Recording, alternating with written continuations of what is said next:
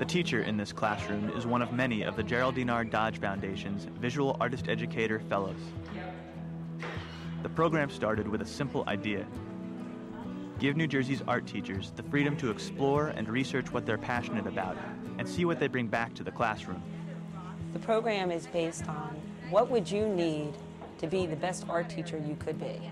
What would each of you need to be more valuable in your classroom through improving yourself?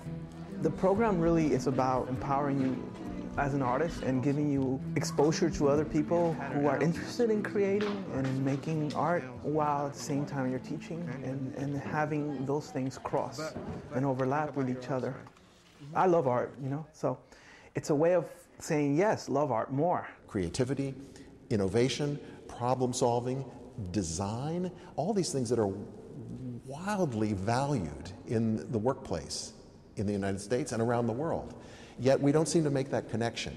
That experience with the arts develops all those qualities. In a way, if you worked backwards from those qualities, you'd feature the arts. I think when you visit art classrooms in any school, there's something different going on than most other classrooms. And I think when you visit the art classrooms of the Dodge Fellows, it's heightened. And what I think is going on is that the teacher is conveying not only a sort of an ongoing sense of excitement, but more importantly, this sense of exploration. And so I think that by keeping these VA fellows sort of alive professionally and linked to other people who are excited, that whole spirit gets carried forth in their classrooms. Not only have their classrooms become more energized, but the fellows have organized. They go on group trips to museums, exchange ideas, share skills, and they even exhibit together. So many of the works are very dynamic, interesting objects, and those art teachers, when they have a chance to develop their own art, are able to bring their creativity back to the classroom. We're just thrilled that this kind of enthusiasm that the artists have goes to their students and will continue on. You could be in any professional art gallery in the world. Just the quality of the work is just so great. It reminds you that these teachers are professional artists. I'm happy to see that the New Jersey Public Schools are hiring the artists who are not only excellent teachers, but who are also very well-known professional artists. Fausto Sevila teaches at Arts High School in Newark, and his piece called Two Politicians and a Vibrating Beetle is a wonderful example of someone who brings their enthusiasm, their excitement, and also their professionalism to the classroom.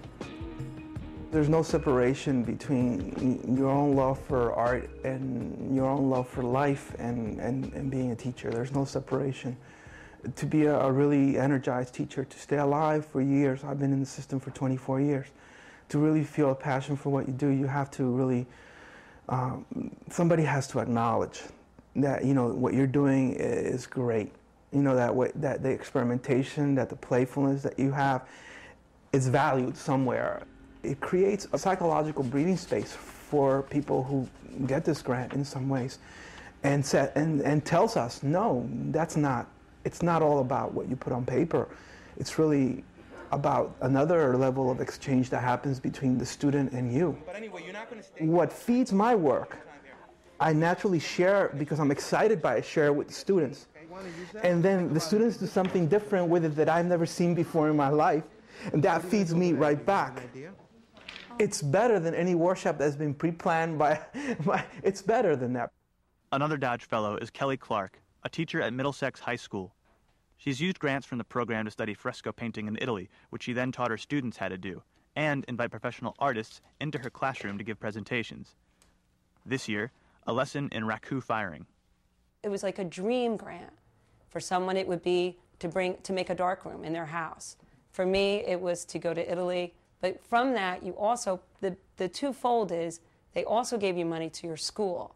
That you get to implement whatever you learned and bring it right into your program. So for me, we did fresco painting. For someone else, they would buy equipment that would have to do with their darkroom, what they had learned from putting one in their own. It was so open, it was so wonderful that you almost couldn't believe it existed. Any initiative like this has some things that you plan and some things that you don't plan. And one of the things right from the beginning we knew was that teaching art in public schools is isolating. There's rarely a department or department room. You don't have a lot of people to bounce ideas off of. So those people are in other schools. So in a way what we've done is we've created a virtual art department.